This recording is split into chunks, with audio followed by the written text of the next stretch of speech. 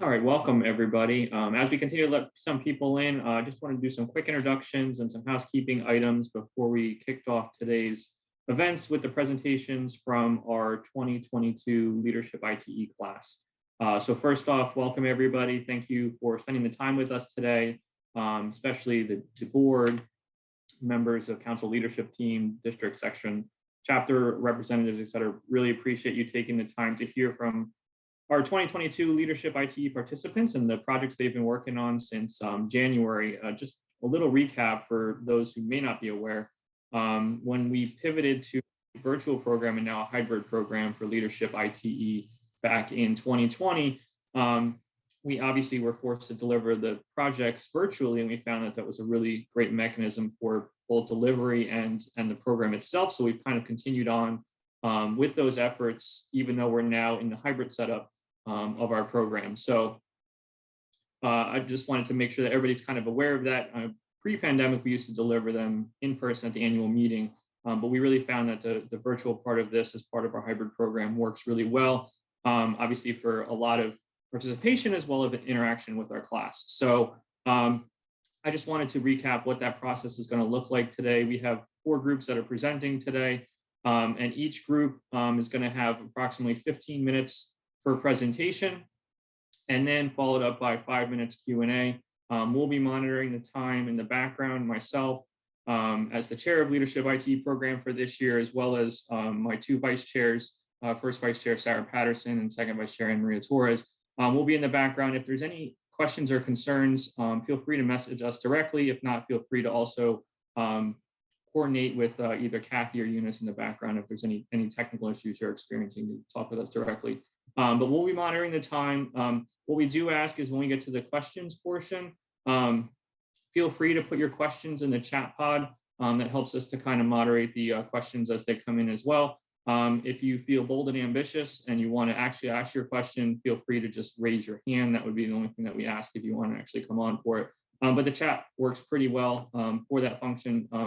We do not want everybody in attendance here to just kind of be a silent partner. We really want your participation. So as you hear each group present, feel free to kind of formulate some thoughts and questions and ask those of the group that's presenting as well. One of the unique features actually this year as we get back to in-person events is this session for the presentation of the projects is actually aligned right before the annual meeting, which is the culmination of the Leadership ITE program for the 2022 participants. So it actually will give you some time even after today's session if you think of some additional questions and want to have some conversations with any particular group on their project. The annual meeting is a great mechanism and forum for that. So even if you leave today and you think of something you would like to ask one of the groups or further some of the efforts, feel free to kind of hunt them down at the annual meeting. I'm sure you'll see all of them in passing at various events in the meeting, but that also provides another arena for them to kind of have a dialogue about furthering their projects, both for ITE as well as for the transportation industry.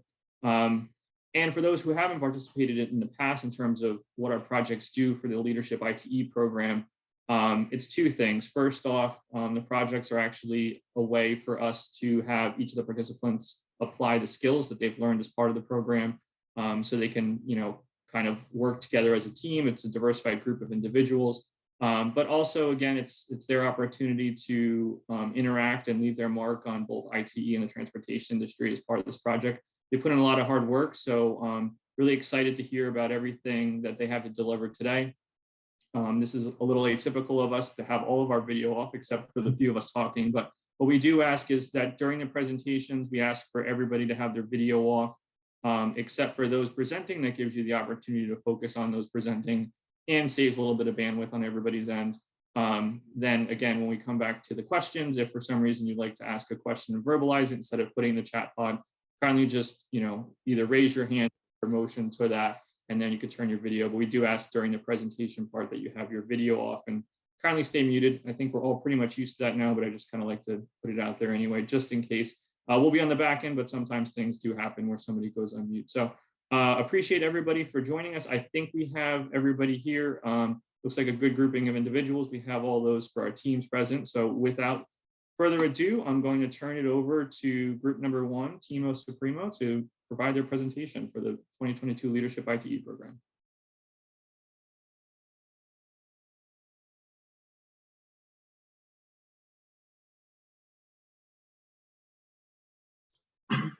All right, thank you so much, Keith. Well, good afternoon, everyone. My name is Soumya Chandrasekhar, and I hope you can see my screen.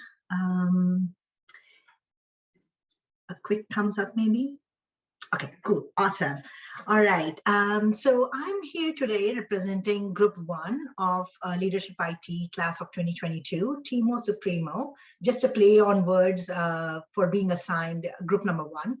On behalf of my team members, Christina Richter, Fedi Puskar, Joe Halisay, and Nick Reyna, I appreciate this opportunity to present a concept of our group's project, which we have titled GITEE, which stands for Global IT Expansion.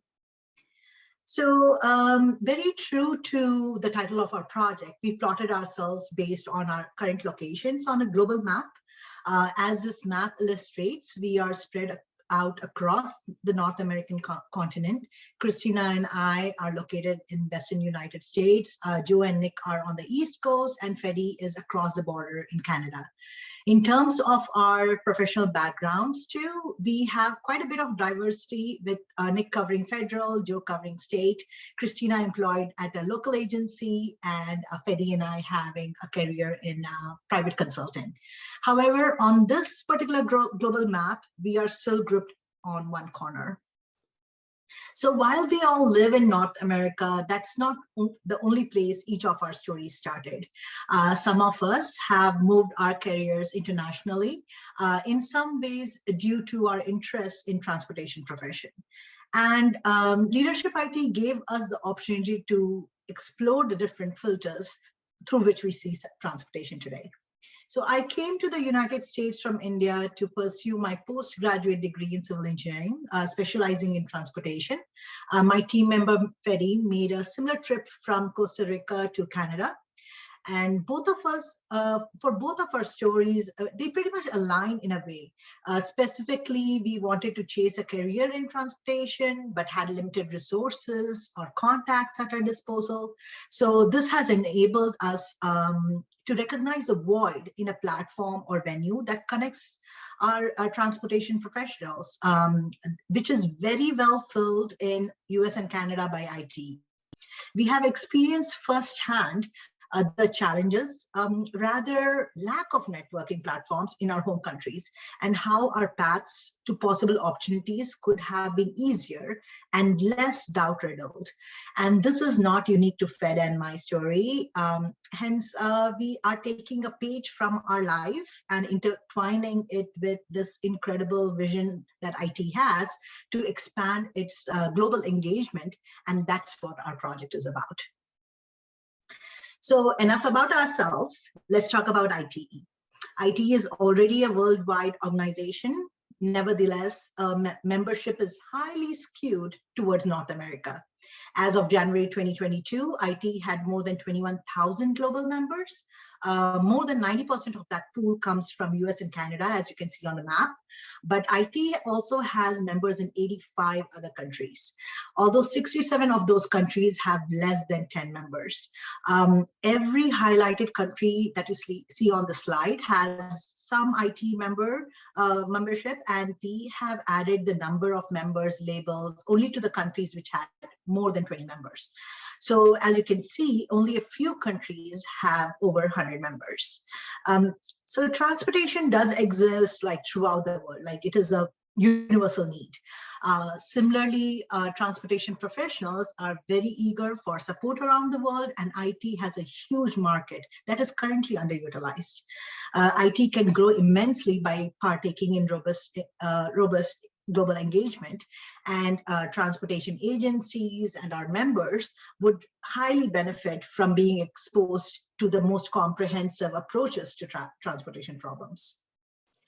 So being from countries outside of the two major ones that IT currently serves, and having experienced the value that being part of an organization of transportation professionals provides, it seems as IT is already like serving US and Canada well, but what is it that we are actually missing? we still need to bring in valuable perspectives from our international transportation peers. We are currently limited in the application and demand for our highly valued products and services, as they are not crafted with a global audience in mind. We need to diversify our membership further and engage with underrepresented groups. And very much in line with the goals 2 and 5 of the 2021-2023 IT strategic plan, we need to have a true global engagement. So we know the opportunities for growth in our hands, but where do we start? There are many paths that we could have chosen, but this is where we tied to the page in Fedi and my story, going back to what established our careers in transportation, where it actually all began, being a student. So our team had found the statement in One IT initiative, and it stated student chapters are the gateway to IT membership. And we could agree more. Best ways to grow overall membership and engagement is to focus on student membership and their engagement. At least that's how we see it. So we looked at the overall membership earlier, and let's look at the student membership, specifically student chapters around the world. So as of July 2022, we have a total of 186 student chapters, majority of which, 175 to be specific, is within our non-global district. That is what we label non-global as US and Canada. And out of the 11 global district student chapters, 3 are in Australia and New Zealand, and rest are spread across other countries. So as I indicated before, although there are numerous ways to work towards making IT a truly global organization, we focused on one particular aspect, connecting students. And as we proposed through our project, GITEE, we envisioned this connection to be provided through sister chapter partnerships. So whole sister, you all might be aware of what sister cities, sister chapters might be linked with. So basically it's formalizing and organizing partnerships between 2 student chapters, one global district student chapter with one non-global, which is the US or Canada student chapter, and thus growing the number and membership and engagement of all the global district chapters.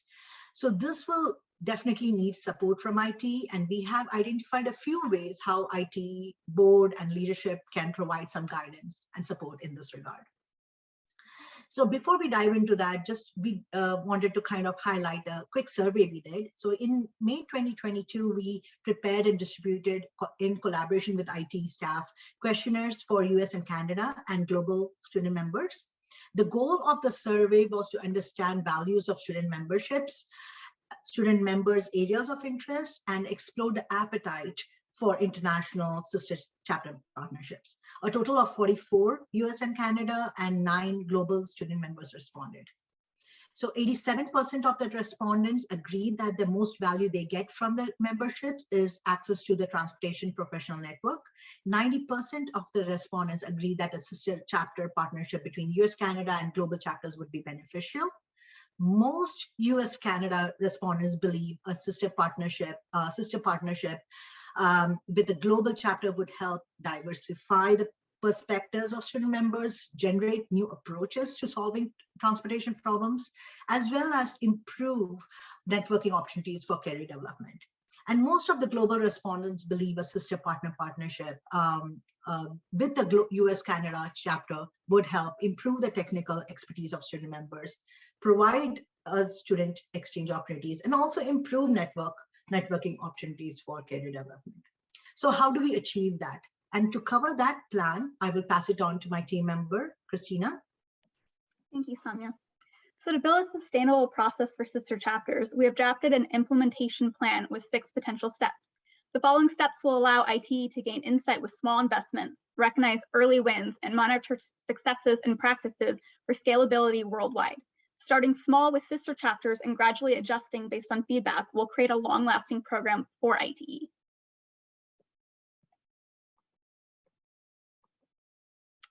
Our team feels that a pilot program should be the first step in implementation programs, since no program should be created in its full entirety without gauging the effectiveness and value to the organization. Our team has utilized our extensive professional network enabled primarily by our involvement in ITE, to discuss the sister chapter's initiative with those who might help champion the effort. A few chapters have expressed the most interest in participating in such a program. The first step in building such a program is to provide the concept with student members already eager to engage.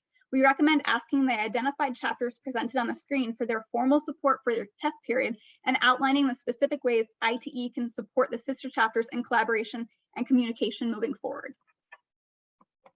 If ITE deems the pilot program as a success, we recommend steps 2 through 6 being implemented, starting with a marketing and involvement plan to promote the program through ITE's existing capabilities and tools. ITE should create a feasible strategy to promote the sister chapter program through established resources currently utilized through ITE. Our team feels that the most effective marketing strategy, however, may be the frequent emails to students directly.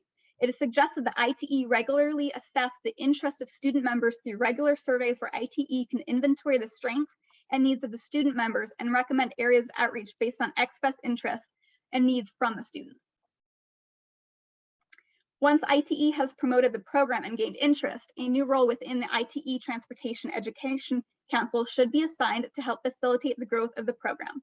The council has already expressed their support for this program and willingness to help. We have outlined items for this new role to facilitate and maintain within our reports. To help facilitate a working relationship between two chapters in different time zones, it is imperative that each chapter has dedicated leadership to ensure the partnership is active. Since ITE is already promoting a new model charter for student chapters, it is an opportune time to define a new chairperson role who would be responsible for the general management of sister chapter operations.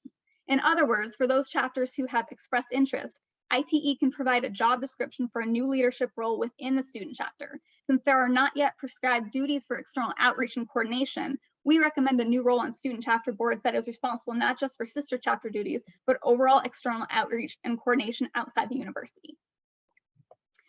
Strong networking opportunities are the key to forming long-lasting professional relationships. With unanimous support from global members for networking, it is vital to create a program for these students to be able to best network with their peers. Face-to-face networking is the best method to create and maintain a sustainable relationship. To facilitate the needs and wants of both ITE corporately and the student chapters, a student exchange competition award program should be established. This award program will promote connectivity / networking for global students and help expand ITE's global presence. After conclusion of a successful pilot program, with the addition of steps 2 through 5, adjustments can be made to the structure of the program, which we have outlined within our report. From there, a model can be distributed and marketed to all ITE student memberships to expand this program. And with that, I'm going to pass it back to Samia to finalize our presentation. Thank you so much, Christina. So going back to how it all began, this is our team when we were still students, working on team projects, interning, or in Joe's case, traveling to Nairobi. So when we set out to figure what our group project would be, we wanted to make it personal. We wanted to base it on our experience, and we wanted to use this opportunity to make an impact. So we do consider ourselves fortunate enough to have doors of opportunities open for us and be where we are and connected through Leadership ITE. So, but if there is anything we would want to go and change for our younger selves, in general, it would be, or even currently students, it would be to provide them with connections and networking opportunities. Help the careers of future transportation professionals around the world, and IT is just the perfect organization to aid in this vision, since it lines up with its own vision as well. So we have shown through our research, surveys, interviews, and with the personal contacts that our concept of GITE through establishment of sister chapters has generated support and will be well received. So we earnestly hope you, our IT leadership, will feel the same. And with that, we would love to answer any questions you might have or any comments that you have. Thank you.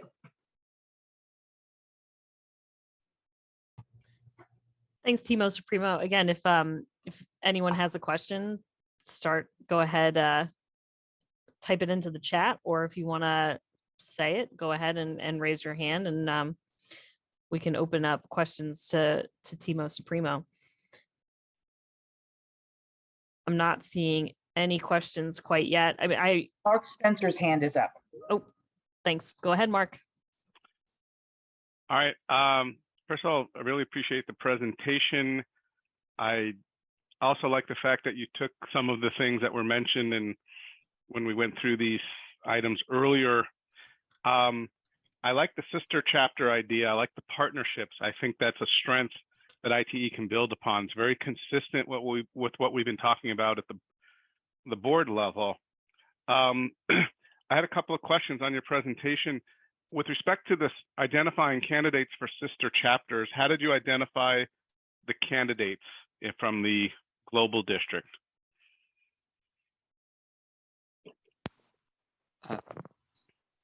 Nick, do you want to take on that? You have your hand up, or should I? No, I was actually going to point to Sami or yourself, Fede, but Fede, why don't you start with our general approach to through our existing networks that we have? Sure. So what we did, that first of all, that's an excellent question. Thank you for that. Somi and I started reaching out to our contacts, our home countries. Somi in India, for me it was Costa Rica, and kind of get in touch, see if there was any appetite to be part of the pilot program, to see who could champion the idea back at these places.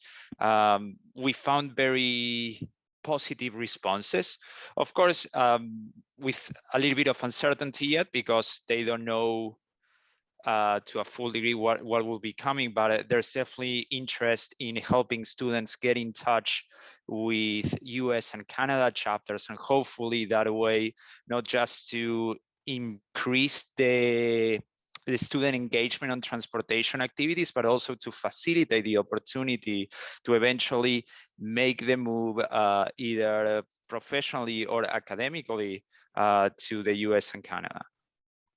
Okay, let me follow up on that point. In our last IBOD meeting, we had a presentation from our global district representative, Danny, and he had mentioned new student chapters coming online in Jordan and in Bangladesh. I think what you have is an excellent framework. And I think we have, and we had mentioned this at the IBOD meeting, the idea of having partnerships and partnering those student chapters with successful student chapters that we have elsewhere. So I think you're 98% there. This was really good, powerful stuff. And sometimes we don't need to reinvent the wheel a little bit, where we've got the pieces. We just need to kind of put that puzzle together. But I really like what I saw, and just kind of wanted to bring you up to speed on some of the things from the IBOD level that's very close to what you're talking about. So this is great, guys. That's fantastic. Thank you for that. Thank you so much, Mark. Just to add, like our recommendation, in our presentation throughout our project, we talk about connections, and that's what we relied on. We relied on our connections, going back to our home countries and pulling. But it's great that IT has other resources. And what our approach was just to highlight a few, possible chapters of universities that are interested in participating. But of course, the world is an oyster. There are so many. The more the merrier. Yeah, so that's where we started. But thank you so much. And then Alyssa Rodriguez had a question in the chat to expand on the exchange programs. I think you expanded a little bit on that as part of Mark's question, but if you want to expand a little bit more, feel free. There's also a couple comments coming in through the chat. Jeff Pagnotti said the biggest challenge is maintaining the energy and continuity between the sister chapters as students graduate and move on. Correct. So following up on Jeff's comment, that's the feedback. We interviewed the current UBC IT student chapter president, and he also suggested making sure there will be some continuity, and for that we thought it would be valuable having somebody from the faculty advising on sister chapter activities, a professor perhaps that will outlast multiple student governments of the student chapter, right? And to expand on the exchange program, we were thinking about, this is described in our report, but we were thinking about having one or two potential students making a trip through either ITE funding or by internal funding through fundraising by the different student chapters through activities and whatnot. And hopefully through the pilot program, we will see how much of an appetite there is. There's definitely different reasons for students to want to go experience the opportunity to see the academy in North America, and for North American students to go and explore the ways of working and how the academy looks like perhaps in development countries. So hopefully each sister chapter pair will be able to sort out their own guidelines for student exchange. But we are proposing for faculty advisor to stay involved in those relationships to ensure it gets done in the best way. Thanks, Timo Supremo. We can continue the questions in the chat. I see one more that came through that we won't have the chance to address in discussion, but if you want to respond to Nilim's question, feel free. And we'll move on to the second presentation to keep things moving. So go ahead, Keith.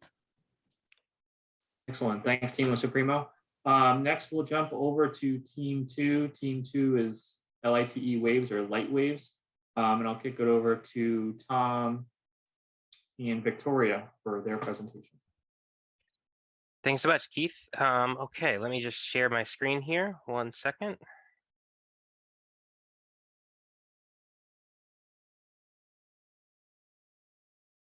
Okay. There we go. Okay, thank you everybody for having me. Everybody can see my screen and see me? That's a thumbs up. Great, thank you. My name is Tom Pagano. I'm with the Lightwaves team. This is our student activity guidelines and research for successful student events, big and small. So I mentioned this is our team. This is our team. Oh, sorry, wrong slide. Bauman, Bethany, Farhad, Victoria, and myself, Tom Pagano. And this is what work we put together. So engaging students is one of the most important things that IT can do, but it's definitely difficult, and that's well documented. Lots of efforts are underway, lots of efforts that we've gone through personally, efforts big and small, but we saw an opportunity to gather experience from all over IT to share best practices and build off our collective experience. So here's what we plan to deliver: a live searchable database of activities, recommendations for all types of activities based off of the research that we've seen, and then recommendations for the big event, an international event that could supplement the ITE traffic bowl and build name recognition to broaden involvement. So our research, we worked with the ITE leadership and our mentors to get a list of the student outreach superstars, the people who are on the ground developing the best student events, having success stories and having challenges. We conducted over 25 interviews and documented over 50 plus activities. Our research, just looking at the map, covered we had points from all over North America, giving us a broad base of experience unique to other studies, but we obviously see that there's gaps, so there's definitely next steps to fill in those gaps and to go international. So we reached out we had started our interviews with a list of questions that we knew would feed into a database. This is just a small piece of the database. It's intended to be table format to be posted to the IT website. It's also intended to be live. As students hold more events, as more people hear about this, they can add to it so we can benefit from all of their experience. And the basic way it would work is that it would be filterable. If I'm a small student section or chapter trying to trying to plan an event, I can filter this for activity type or size to find events similar to the one that I want to plan, and I can see their success stories and their challenges that they hit. So we saw, just looking at a high level, we saw several types of activities that were common, like traffic bowls, submission contests, networking meetings, things like that. And then there were other more unique ones, and we'll talk about some of the really specific ones when we get to our specific marquee events. But I want to move now to some of the findings that we had. I thought this was some of the most valuable stuff we had. Having the opportunity to talk with so many different student leaders, we could see some trends that may or may not help other people. So we wanted to bring that out. So one thing I want to start with, just because it has a bit of a theme that runs through, is what I'm calling a low bar versus high prep type of event. And basically, a lot of events fell into one of these two categories. So low bar to entry example is just like a simple happy hour, and the focus is to get the most attendance by making attendance easy. So it encourages casual turnout, just convincing people all you have to do is show up and you're going to have a good time. And then the opposite of that is a high prep event. And a good example of that is the IT Collegiate Traffic Bowl. And that's something where people spend a month or several months preparing for. And that has a lot of different benefits that leads to team building. One person we spoke to was talked about how the team practicing for the Traffic Bowl spent so much time together and learned and really enjoyed themselves. And that's something that's really important and we wanted to have. And it also helps market the event by building momentum. As people prepare, they talk with other people and they get excited about it, and then next year even more people sign up. But there's just in general, we should be cognizant that this type of high prep event, for all these benefits, it could discourage someone who might otherwise be a little hesitant to commit to such a big event.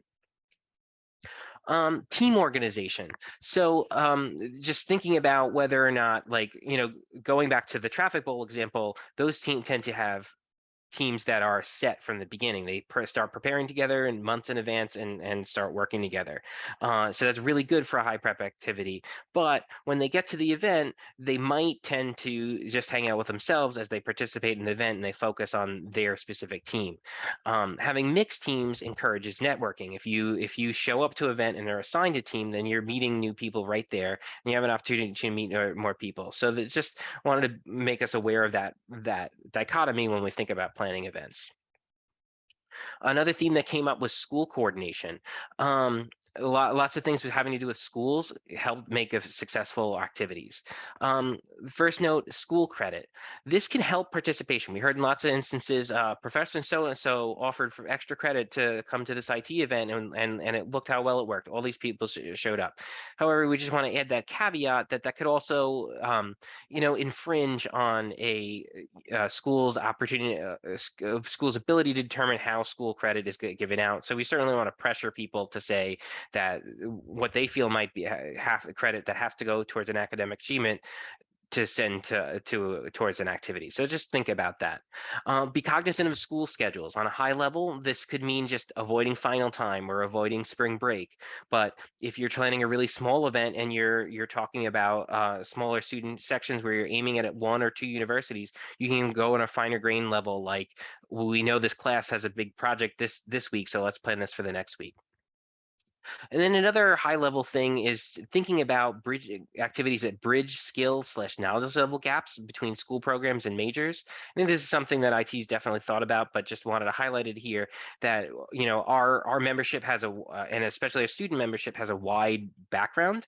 So for example, something that focuses very much on traffic engineering knowledge might advantage some people, but disadvantage others. So it's good to keep in mind that there are students that go to schools that have a full undergraduate transportation program and a graduate program, or on the other end, my school only had transportation classes as an elective class on the side. So we have that sort of gap. And then also keeping in mind the obvious difference too, that some of our membership and we're encouraging planners, so they may have a totally different background than say engineering background. some things to have in our tool box. So in this case, we're thinking about really small events. When a section or chapter wants to hold a small event, and they are, they said, oh, I saw this happy hour that this other section put on. We should do the same thing. And oftentimes it's a little bit daunting for them to start that up from beginning. So we thought it might be a cool thing for IT to be able to post or share or have available little kits to make that kind of thing available. So a kit for a happy hour, or a kit for an informal traffic bowl. And that kit would just include some basic resources. What are planning steps to plan such a thing? What kind of venue would this type of event want to have? Well, is there any equipment that might need? Anything else we can think of to just help that, rather than being starting from scratch, help that be something that that they basically have the building blocks to build the event from there. Another thing for specifically remote events, and this is actually something my home section did. When you have to do a remote meeting, there's you can think outside of the box, consider more interactive platforms. Everybody sort of tends to go towards a Zoom meeting or things like that, but there are more interactive programs available. We used Gather for some of our meetings, and that involved that cool sort of interaction where you have this little avatar that can walk around and either walk up to a person and talk to them, or walk to a group to talk to them, that allow for a bit more of a natural interaction and even some interesting activities. Okay, and then traffic bowls. So we obviously have lots of traffic bowls, and I know a lot of work goes into that, and we definitely really appreciate it. And a lot of thought has definitely gone into it. So we're building on the shoulders of giants here. So we sort of most of our track bowls are either the international traffic bowl or smaller ones that feed into that. So they have a very specific rule set and a very specific procedure that they need to follow, and that makes a lot of sense. So just some thoughts that we thought of that might help out. So one of the cool things, if it was a new chapter and wanted to start to sign up, and I didn't know what to think about and study, IT already has a resource list that's available. What documents can I study to get ready? We just reckon that might be a little more prominent. We found that under the rules section of the traffic bowl website, but maybe if that was its own section, people might be a bit more aware that that's available. Another thought is to create a wider range of categories to make it inclusive. We know right now it really is great for our students who really have some technical engineering knowledge that really can excel and study and do really well. But we want to encourage other folks like planners or even students that don't have as much background to possibly be involved. So maybe still have some of those technical engineering questions, but maybe also have some planning questions, maybe even just some non-technical trivia, just to help level the playing field, give us some more options. Now, beyond the formal traffic bowl, there's informal traffic bowls. And that's something where I think like a local section or chapter or is just trying to put together a small their own event, and they want to create a traffic bowl because they think that's kind of cool. So some ideas for that: create a novel venue or use a novel venue. So one group did a brewery, which was a lot of fun, or another group had someone from ITEHQ join in an MC. So that was fun and drew out a crowd. When you don't have to follow the formal traffic bowl rules, consider playing with the formatting. Have individuals participate instead of teams, or mix teams with professionals to just get that sort of networking mix going.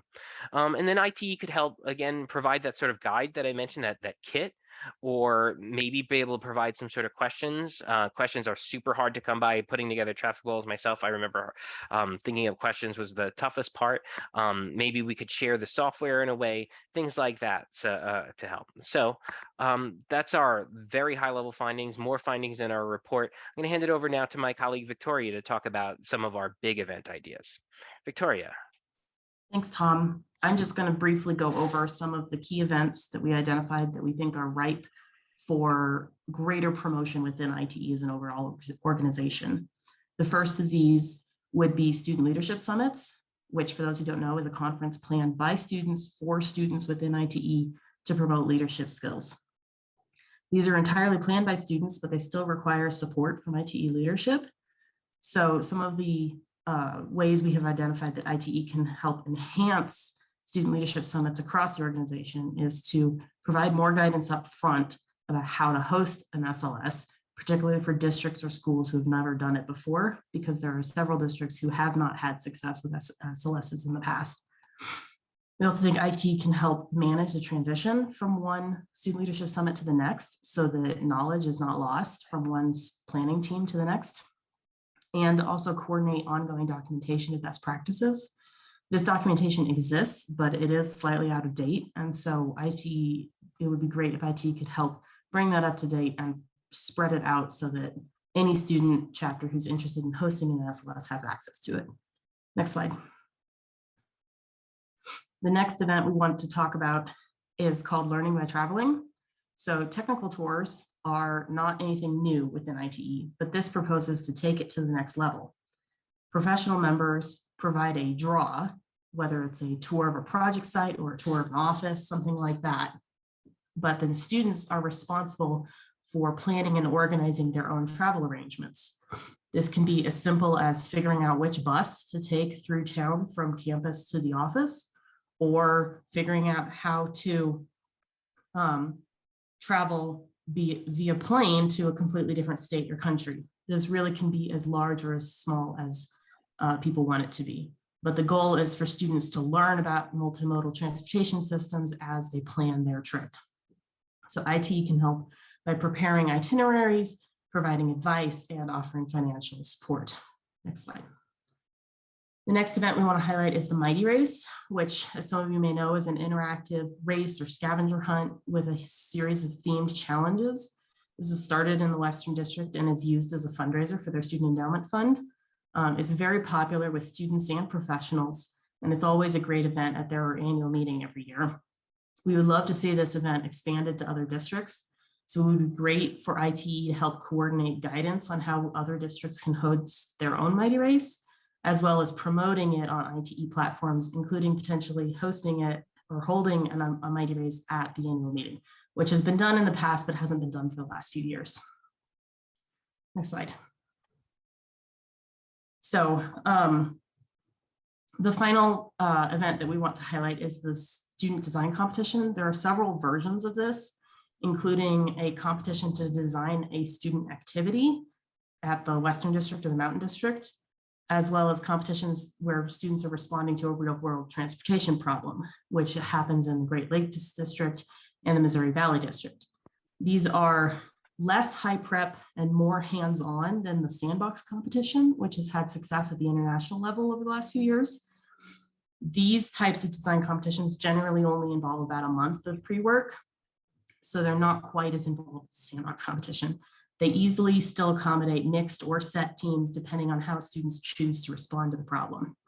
So some of the ways that ITE can help, next slide, include documenting these existing competitions in more detail than we have done so far, coordinating communication between the districts about their successes and failures, and potentially holding a workshop with current students to get their feedback about these types of events and see what they would like to see from this type of competition in the future. So where do we go from here with this project in particular? First, more research. We need to fill in the gaps and go international with filling in our database. We need to market this project because it doesn't do much good if it's not publicized. That includes posting the database on the ITE website and working with ITE to share it with student chapters and district section chapter leaders. And we also need to identify champions who are willing to work to push these potential marquee events forward and keep up the momentum from this project. So if you think you could be that champion, don't hesitate to reach out. Thank you.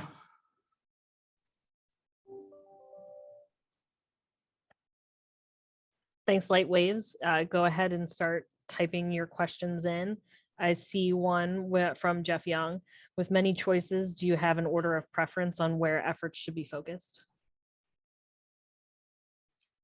I can jump in on that. I would say out of the marquee events that we have highlighted, I would say the student design competition is the one that has the most momentum so far, just because there are versions of it that exist in multiple districts. If I had to pick one, that would be the one that I personally would pick to move forward. But obviously there are a lot of really good options that different sections and different student chapters in different areas would be interested in. Great. A lot of thanks. that, I was Go just going to jump in really fast and say a lot of that also has to do with, a lot of this stuff is always an interface between the, people who want to champion it and who wants to do it. So, far be us from us to stop. If someone is really interested in this particular one, let's go for it, Yeah. It's all about what people are passionate about. In that vein, do you have a sense of, these successful events in other areas? Do you have a sense of who the champions are to make it most successful? Is it like mostly student led? Is it a couple of professors who are really into it, or a couple of professionals who are really helping the students along? Do you have a sense of that?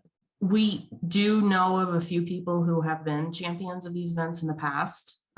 We've identified some of them in our report. So they would be the prime candidates for helping lead the charge, but obviously they can't do it on their own. Sure. Like some of the SLS, is that one student group that's gets really excited about it? Or do you think that that's something that you could easily I think it's a healthy balance between students being excited about it and professionals being excited about planning and offering it. Getting the student enthusiasm is great, but that only lasts so long before they graduate. So you do need to have someone on the professional side who's willing to champion it as well, if you want to have it last longer than a year. Great, thanks. We've got another one from Mark Spencer coming in. One other thing we district leadership try to do at Western District annual meetings to foster student interaction is to encourage them to sit with students they don't know during meals. Mm-hmm. Yeah, so do you have any other sort of really low effort things like that? Yeah, I mean, there's definitely lots of options out there. I know I personally, when I go to an annual meeting, if I see a group of students all at one table, I will go sit with them just to break them up a little bit. There's other ways you can get students out of their shell, whether it's games that, if you like a cornhole tournament where you require students to pair up with professionals to form a team. Just any little thing you can do to help break the ice, break down that barrier between students and professionals. That's really what's going to enhance your student engagement. Great, thanks. With that, we'll again, if you continue to have questions, feel free to put them in the chat, and then we'll move on to the next presentation. Excellent. Thanks, Timo. Thanks, Lightwaves. Again, as you can see, both Timo Supremo and Lightwaves both have a passion for students, so something that's a common theme amongst a lot of our LIT participants. We'll now move over to group 3, which is the Bridgie Bunch, and Nathan will take it away. That's me. Let me get things shared.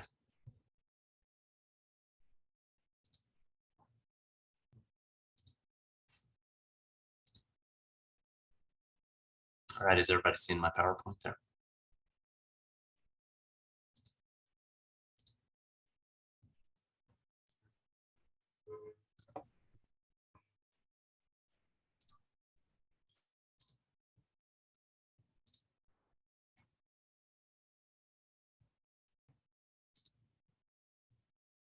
How about now?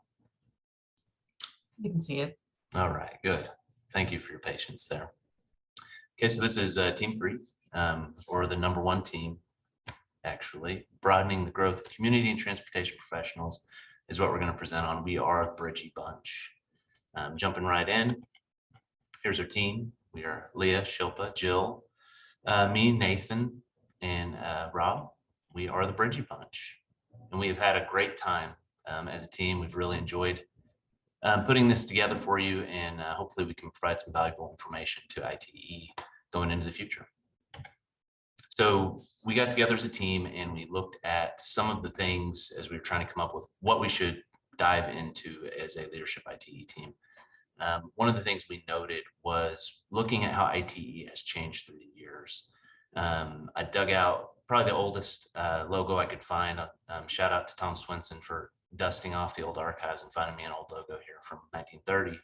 And then we were Institute of Traffic Engineers, it became Institute of Transportation Engineers, and now we're a community of transportation professionals.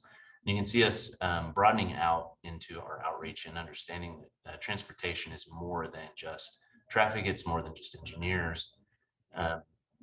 Leading into that, we also thought about just transportation in general. So the big things that have happened to our particular institute are kind of 1930, 1976, 2016. That's kind of when those name changes happened. So if you look at these photos on this slide, I'll kind of go left to right. And that top left photo is an old Roman road. In fact, the Romans were the last to maintain that road. It was even older than the Romans. And it has worked quite well for a long time for what it needed to be done. The second road over is a road that's nearly as old as that is still hustling and bustling. That one actually happens to be in December. It was a very lively street. The next picture over is what I kind of thought of as a good 1930s road. That's actually an urban highway here in my hometown of Fayetteville, Arkansas, that is maintained by our wonderful DOT, has no sidewalks, is very fast. That's actually near a school. You jump on over to what I'd say was like 1990s technology, big wide road with a little bit of sidewalk, maybe a few trees thrown in. And then you get into kind of a more modern road. This top right picture is a tactical urbanism project from a few years ago near my house. It's actually my son on his way to kindergarten. We loved that ability to hop out there without worrying about vehicles running him down while he was on his way to kindergarten. So with these in mind, I'll jump back real quick. You see that we did transitions for ITE. Our transportation in general is transitioning as is appropriate as people change, as times change. That led us into how we got to our topic here. We really started a lot with looking at the ITE strategic plan. There also was a little bit of, I not so politely begged my team not to do a student-centered subject. So we did a professional-centered subject was kind of how we went about this. And we discussed particularly the planner outreach portion of the strategic plan with ITE International, with our contacts with National and some other people. We had verbal conversations with our planner friends. We took a lot of notes.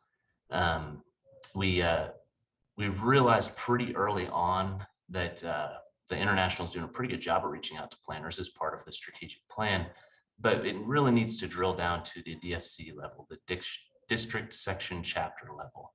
Say that 5 times fast.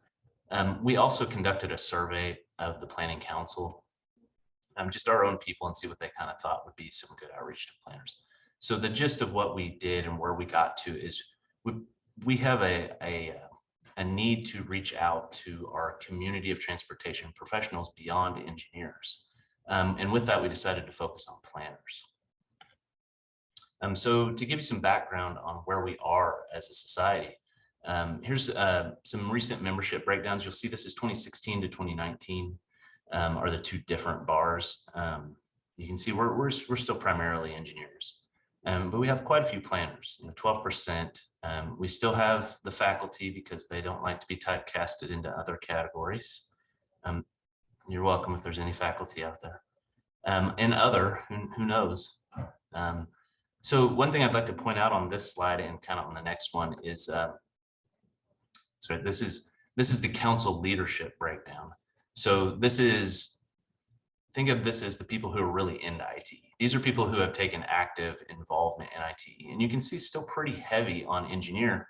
There's actually quite a bit more in the planners. I think that's 18%, if I'm reading that right. It's around that. So it's actually a little higher on the planners being excited to get involved in ITE.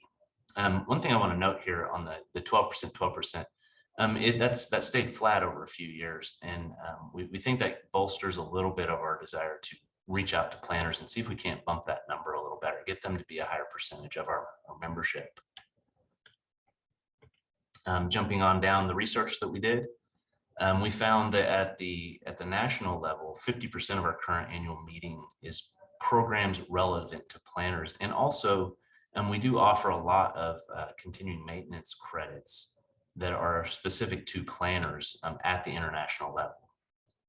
So great job, guys, when you organize these national conferences. We're doing a good job of reaching out to planners. We just are seeing it just in looking at it. We also did our Planning Council survey. We tried to show on this slide a whole lot of information, and it just got messy. So we decided to just do a quick summary of what the Planning Council survey showed. Our report will dive into this much more exhaustively, and you can find a lot more data and numbers on it. But just a summary, most of the Planning Council got involved as students, which kind of helped them understand what ITE was and kind of helped them move along through their careers with ITE. Many of them were also engineers, even though they're on the Planning Council, which is not surprising. We're still heavily influenced as engineers. We did a survey of what do they think we should be doing. One of the things that really came out from them and in our talk with the national, that we should provide more inclusive language. So think of dropping the engineer off the name and making it transportation professionals. It's probably the biggest one, but then there's things like not calling it the technical conference, things like that. There's an emphasis and recommendations of doing joint meetings between engineers and planners and maybe other transportation professionals. And then we wanted to emphasize here that we actually heard from the Planning Council that IT is doing pretty well actually for reaching out to planners and reaching out to other transportation professionals. So we kind of did a little bit of research on what is out there and what these organizations are. Really amongst planners, there's two that dominate the market. The American Planning Association in the US, and in Canada, there's the Canadian Institute of Planners or Institut Canadien des Urbanistes. And I know it's not Spanish, but that's the only way I know how to pronounce foreign languages apparently. So these are what's out there. They have their own continuing maintenance requirements that we dug into, and we provide some recommendations, detailed recommendations about how to reach out with that language in particular to resonate with these groups. Okay, on to the bridge. So this is a transition here on our slide to show you why we're called the Bridgy Bunch. We want to have a bridge to other professions. We want to be a bridge to connect all of the different transportation professionals. So let's dive into the actual recommendations that we have as a result of our research. So some general guidance that we have. Paramount that we found just came with everything was language is important. So understand you're talking to more than just engineers, you're talking to transportation professionals. There's basic ones that seem easy, like don't say engineer when you're meaning everybody. But there's also as simple as, like I said, the name change on the technical conference. Another one is timing is everything. I think this was mentioned in another presentation about more international outreach. But there is more than just your time zone involved. There is a lot going on across ITE, and just be aware of that. Another thing is participation counts. So just getting people integrated into things really helps them take ownership of what's going on within ITE. We'll say price matters. This is as simple as it sounds. It's easier to get people involved when they don't have to shell out a lot of money. One thing I'll take a moment to point out here is that if you have a planner that is a member of the American Planning Association, they're already probably getting their employer to pay for that membership, and they're probably already going to a planning conference. You're going to struggle to get them to be an active international member of ITE, going to a lot of conferences, but where you might be able to get them to show up to a chapter meeting or a section meeting that is a simple lunch that they can pay for out of pocket, or maybe is subsidized a catered meal or something where they can just show up and not have to pay a lot of money for it. Another one is to be seen and heard. So just let it be known we're available, and we're here to represent transportation professionals, not just engineers. And another thing, membership isn't everything. I've already kind of elaborated on that, but just you can come and get involved, and we want you around even if you're not necessarily a member of ITE, because we all can provide valuable input as transportation professionals. So drilling down a little more into specific subjects, not just general, we found a need to highlight some things from meetings and events. The more the merrier, and that's my wording, just to say, like, let's get everybody involved. The more meetings of the minds we can get that are transportation professionals, the more we can be valuable to just the general population and providing good transportation to everybody.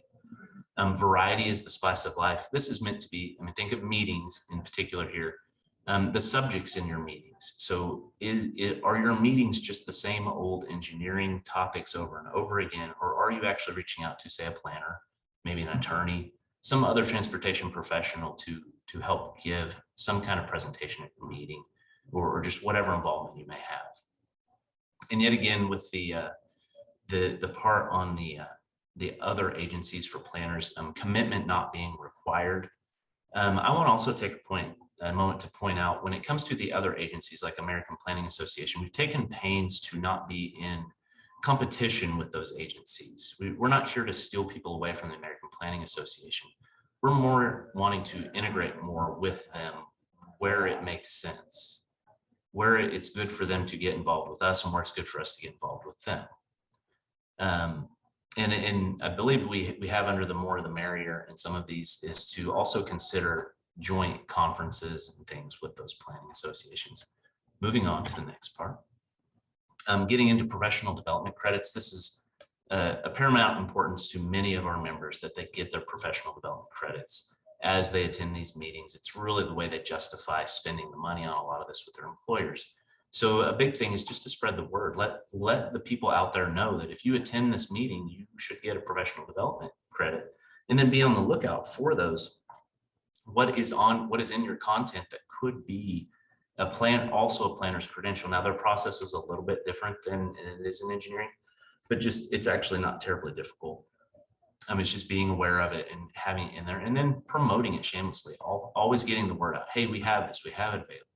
Get it out there. Get it out into your promotions, which is the next slide. So when you get into your promotions of how to get planners more involved, a keen eye counts. So what that means is, when you are getting out promotional material, take a moment to look over what you're actually presenting to people, and remember that language that we talked about. That's a good thing to keep in mind when you're doing it. Is it actually catered to a specific audience, or is it catered to transportation professionals? Are you wanting it to be to everybody, all transportation professionals? Then maybe take an extra look at that. Also pointing out that everybody loves a good value. And I know I talked about the financial side of it earlier. This is meant to be more like, what have you done for me today? So like, what is ITE providing to this planner, to this other transportation professional, that actually gives them value for attending, that it's not just meeting up for a meal that they could otherwise have somewhere else and enjoy time with a friend outside of the profession. And then linking up, and that's not just linking up like as friendships, linking up like literally, like cross-reference all of your things. Make sure when you go to your website that there are links there that are active and open and able to get around and find the information people need. Right? In summary of our overall presentation, I will say that what we found generally is that, and when it comes to our goal of outreach to planners in particular, but just becoming a community of transportation professionals and not just transportation engineers, and we're doing pretty well, especially at the international level, but we can do better, especially at the district, section, chapter level. And another thing that Jill was really good at pointing out while we did our proofread of this is, as we looked over all these items, they're all inexpensive. There's not a one thing that we've mentioned today that was terribly expensive. It's almost all pretty easy just to do, as long as you keep it in mind.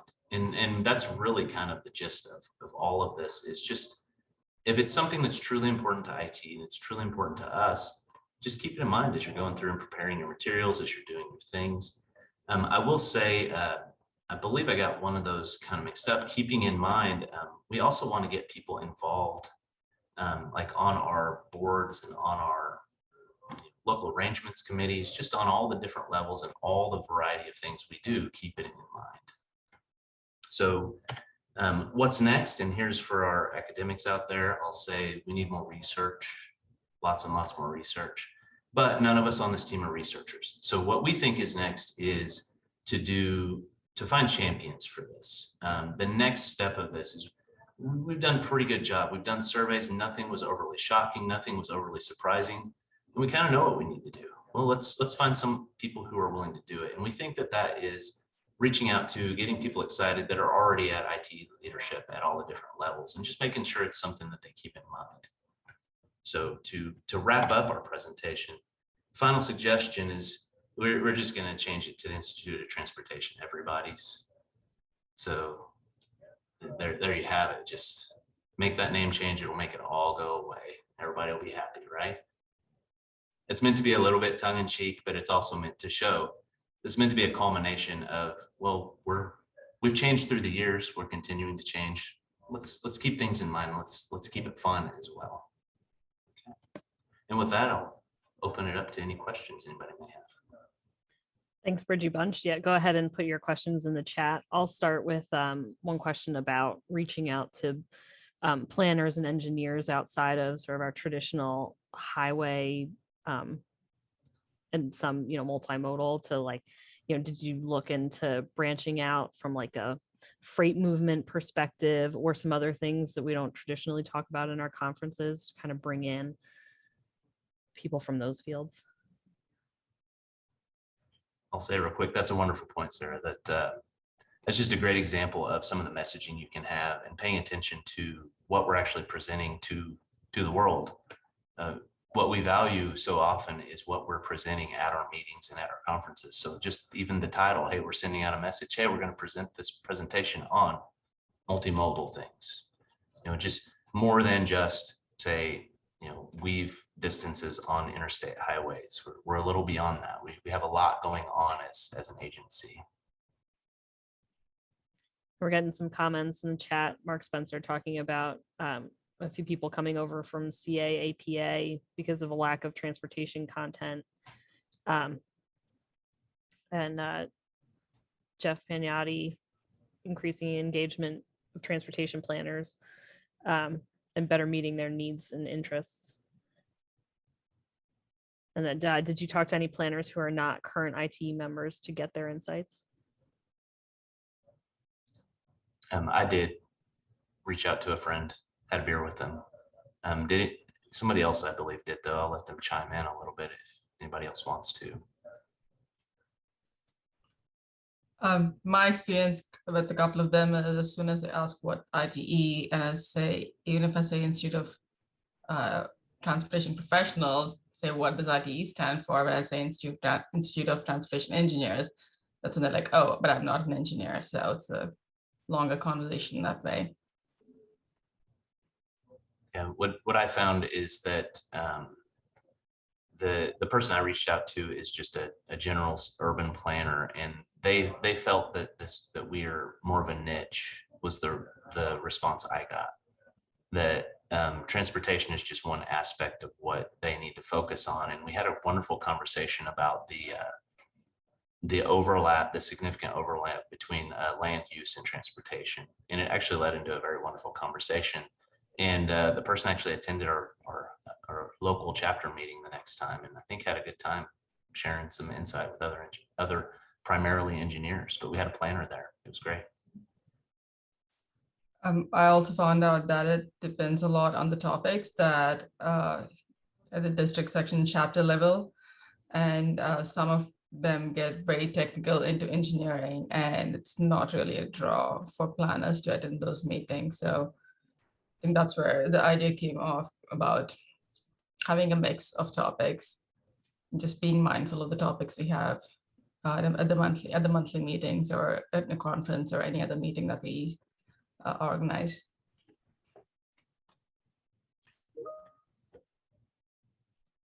Yeah, I think you hit on the rest of the questions that were coming in from the chat. And so I think we'll wrap up this group and we'll move on to the final group that we have. Thanks, Bridgie Bunch.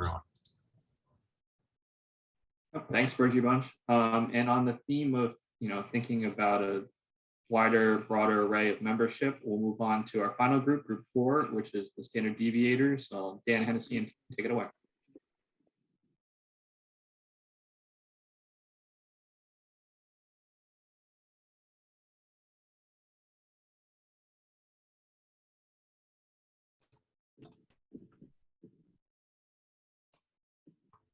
Beth, if you're speaking, you're on mute.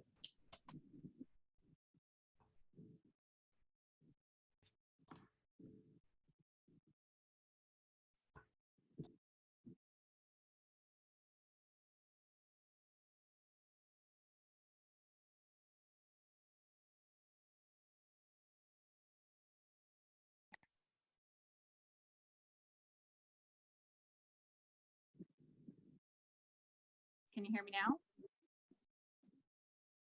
Yes, awesome. Sorry about that, y'all. Good afternoon, everyone. We are Team Standard Deviators comprised of Fabio, Dan, Rachel, Anmal, and me, Beth. We are excited to present our project, Beyond the E, which provides guidance and strategies to bring a broader set of academic backgrounds into ITE at the university level. To put it succinctly, the questions at hand are: how do we make ITE attractive to non-civil engineers, and how do we inform them of this opportunity? I also want to take a minute to thank the other teams that went before us today for perfectly setting the stage for our presentation. You walked so we can run. Well, we've collected data and worked through statistics about how meaningful this opportunity could be for ITE. That will come later. I want to start with a story of a valuable ITE contributor that found ITE through chance rather than strategy. Let me introduce you to Liesl, pictured here. Liesl grew up in the late 1980s in Memphis, Tennessee. Liesl loved to ride her bike and to play outside. Liesl's grandpa grew up in Germany, and she vividly remembers a family trip to Germany where she spent most of her time enjoying the abundant walking and biking trails. The right picture is during that trip. Those trails were her favorite part of that vacation. And looking back, Liesl recognizes that trip as igniting her interest in mobility and transportation. Liesl earned her undergraduate degree in environmental studies from the University of Tennessee and her master's in city and regional planning from the University of Memphis. During her time at UT and University of Memphis, Liesl was not a member of ITE. This is not surprising. Survey results indicate the vast majority of student chapters have fewer than 10% of members outside civil engineering. Liesl has attended ITE events since college. However, she only recently became an official ITE member, despite working as a transportation planner in Nashville, Tennessee for the last decade. She missed out on nearly 10 years of ITE benefits and missed out on nearly 10 years of her insight and perspective. It took that long to find each other by chance. What we propose is to reduce the game of luck in matching professionals and professional organizations, and to make a concerted effort to appeal to a broader set of individuals earlier in their lives. Liesl isn't the reason we chose this project, but as a planner, she represents a subset of people ITE would like to engage, and our goal with Beyond the E is to provide tools that will allow us to engage those planners, data scientists, and other majors at a younger age to promote thought diversity within ITE. Her story essentially highlights the gap we all acknowledge. With stories like Liesl's, and with this project, we're hoping to bridge that gap. Let's hear from Liesl in her own words. Why ITE? The video is a bit quiet, so please turn your volume up if needed.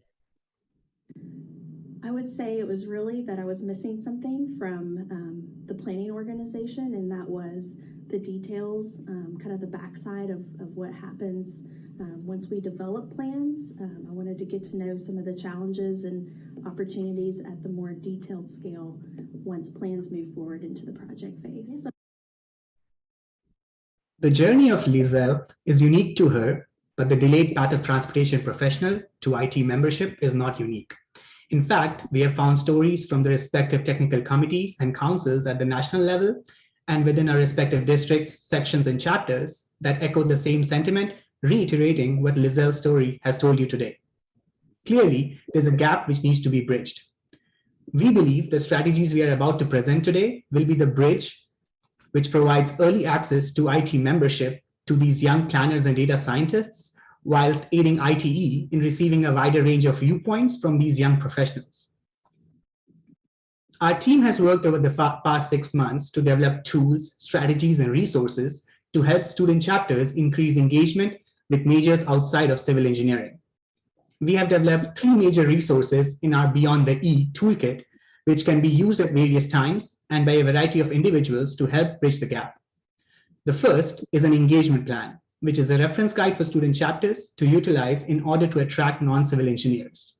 The second is a slide deck template, which is a resource for student chapters presenting information regarding ITE to prospective student members.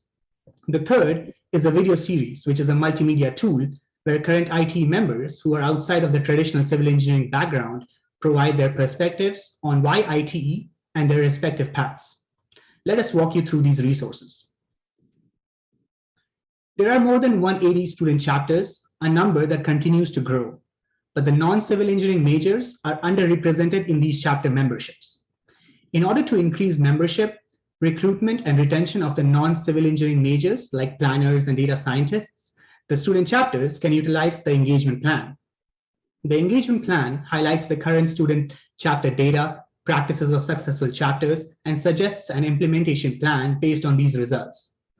It also defines roles for different members of the organization to achieve these goals and suggests tasks for these members to work toward casting a wider net of IT for ITE membership.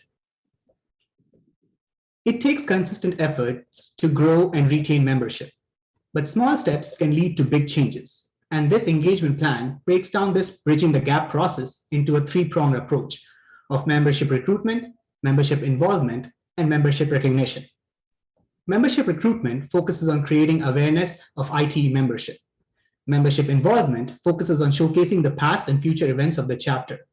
Membership recognition focuses on acknowledging the members for their efforts in chapter growth. The consistent efforts it will take to implement this plan needs to come from faculty advisors who lead the chapters, student officers who guide the chapters, and members from ITE sections and districts who support the chapters. Overall, this engagement plan highlights the why, with support of data and survey results, while providing potential solutions that can be tailored to the individual chapter's circumstances and needs. The second resource, which is the slide deck template, is intended to be a jumping off point for each ITE student chapter. As referenced previously, this is for the student chapters to use in order to introduce ITE to those that are not familiar with it. It provides background on both the ITE organization and the student chapter. This slide deck can be customized to add individual components to cater to the specific student chapter. The idea is to share information about ITE and why planners and data scientists should get involved. The video series is the final resource in this toolkit, which can be used by the student chapters and by ITE.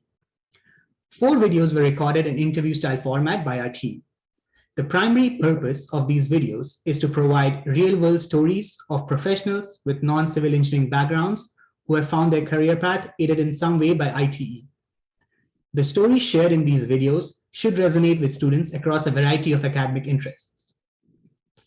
These impassioned and experienced voices will add unique perspectives to chapter discussions, providing context for those studying transportation planning, data science, or other transportation adjacent majors as to why ITE might be the professional organization best suited to help them in achieving their long-term goals. Student chapters can use these videos in their event presentations or on their social media feeds, and can also be used to spark ideas for potential speakers at their respective events. ITE can also promote these ideas at meetings and industry events, as well as on their social media feeds. The videos can be kept in a database that continues to grow with more interviews and can be used to provide more stories, answer specific questions, and generally showcase ITE in a manner that could attract and retain new members.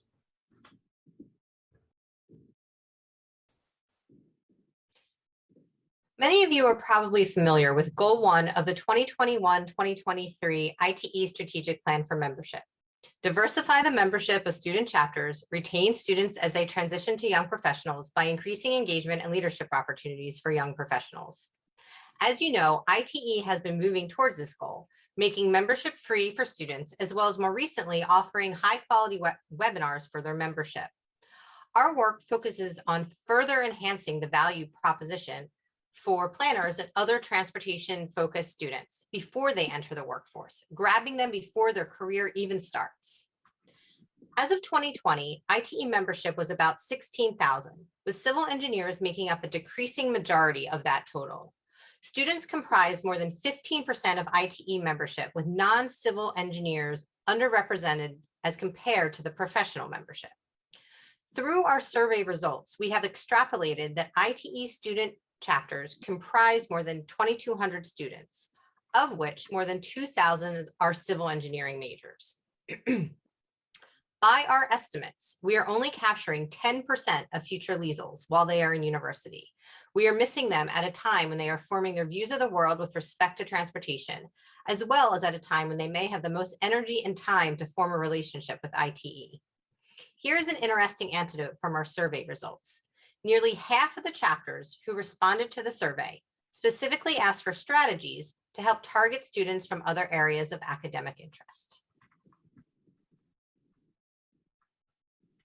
So why is any of this important? Capturing additional non-engineering transportation professionals like Liesel is a good fit for ITE, while also mutually beneficial for planners and other possible transportation enthusiasts.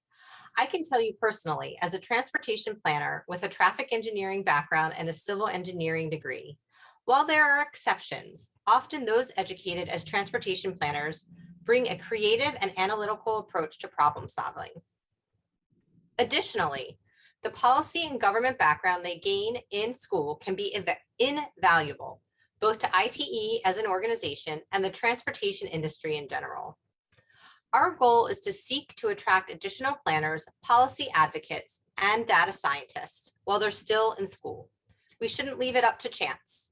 And we think the resources that we have developed can help ITE be more intentional in its outreach. As you have probably suspected, our resources are for student chapters that are already thriving. The tools presented provide opportunities for growth for chapters that already have a solid structure, so they can take on the additional effort that will be required of the faculty advisors and student officers to make this a reality.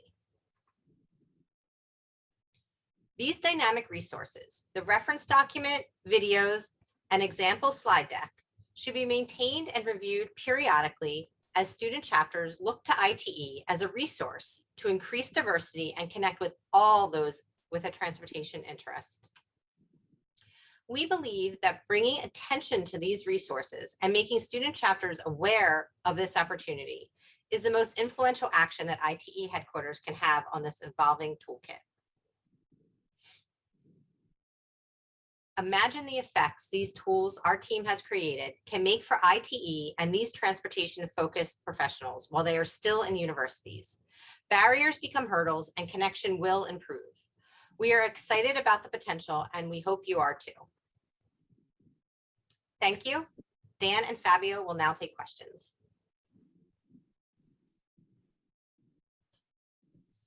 Thanks, Standard Deviators. Go ahead and start putting your questions in the chat. My first question is from a student engagement perspective, how much do you think that the schools that are doing well in this, how much do you think that has to do with how the school is organized versus how ITE is organized? Like, is it because the planners have courses with the engineers often, or at Delaware everything was totally separate, if that makes sense, until the graduate level? Yeah, I can take that one. Great question. So as we mentioned in the presentation, there are very few schools that really have some strong diversity. And what we heard, we follow up with some of these schools who responded to our survey.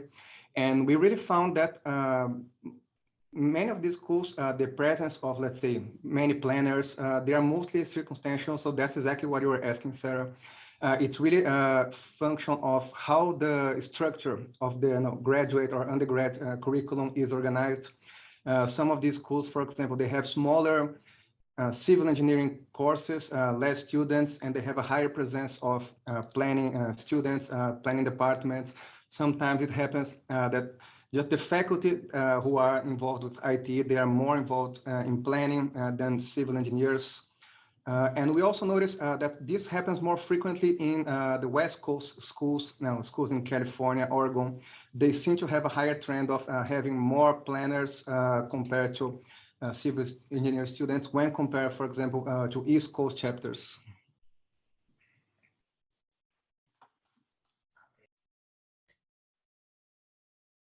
Getting some comments in the chat about how it'd be great to have diverse student chapters. I mean, how long do you think the ones that are doing well, how long did it kind of take to create a diverse student chapter? Do you have a sense of that? I think it's mostly about an intention and a focus on it. The thing that we heard in our survey results and from reaching out to some of these existing chapters was that those who focused on it saw results. And though this was an idea that we introduced to a great number of chapters who thought that it would be a good idea, and they just had never put any thought into it at this point. So there are, from some of the survey results, you know, like Fabio mentioned, the curriculum overlapping or different faculty advisors having similar interests certainly helps, but honestly, a couple people making an effort can go a long way here. Jeff asked if in your research or survey, did you find any existing student chapters that could serve as a model for other chapters in terms of engaging a diverse group of students? I can take that one. So yeah, we identified a few of the chapters who are doing really well. Some of the common features that we identify, for example, these chapters, they have very active faculty advisors who provide them a lot of support. What else? They also do a lot of work on seminars. They spend a lot of effort trying to really find interesting topics, interesting presentations on very diverse topics that can really gauge the interest of students. A few particular cases, for example, there is the student chapter at UMass. They have this joint chapter organization, so they partner with other chapters in different organizations. They actually presented a webinar on IT on that example, but they are doing very well. Another example on the other coast is USC, Southern California. They have very interesting initiatives, for example. First of all, they call themselves IT Institute of Transportation Enthusiasts. So that's a very creative naming, and they found out that this creates some very good response in terms of engagement. They also do what we have just mentioned. They have an active faculty advisor. They really try to be creative on field trips. They try to take students to very different locations. They don't stick only with highways, for example. They explore multimodals, railway, transit, and all kinds of ideas. And they, as we talk to them, this really helps engage students. Great, thanks. And with that, thanks Standard Deviators. I'd like to thank all the teams for presenting today. And I'd like to pass it over to Jeff Pagnotti if you'd like to provide any remarks. Thank you, Sarah. Yeah, I just wanted to share a few thoughts. First, I wanted to say thanks to everybody who has contributed to this excellent set of presentations. Certainly our LeadershipITE participants, but there are a lot of other folks in terms of the mentors and the staff that also help these projects along. And I just wanted to say thanks to to everybody that contributed. In terms of the LeadershipITE projects, I think we have a couple of goals with these projects. One is obviously to give the students an opportunity to practice what they're learning as part of the LeadershipITE program. And I think we all saw that on display today. I mean, I think the ability to research a topic well, understand it, to learn about IT. I love the citations of the IT strategic plan and highlighting current priorities for IT. I think those were important elements of these projects. I think we saw some great teamwork in the projects, certainly great leadership, presentation skills, and delivery of the presentation. So, I congratulate all the participants on that. A theme that I saw that sort of ran through these four groups, I think, is really trying to create a more diverse and inclusive ITE and a stronger ITE. And I think those are great qualities that fit very well with our current board of direction and what they're trying to do and what we're trying to do from a staff level. Our goal in looking at these presentations going forward will be to try to find ways to take some of the ideas and concepts and recommendations that you've brought forward and to help make them a reality. Many of them will integrate with initiatives we have right now, whether it be our current year student and younger member initiative or our planned initiative for 2023 on engaging more transportation planners. I think there's great opportunities to take the work that you've done and to give it additional life and to have a lot of it come to fruition. So again, thanks for really an excellent set of projects and great work, and congratulations. And I look forward to seeing all of you in New Orleans at the annual meeting.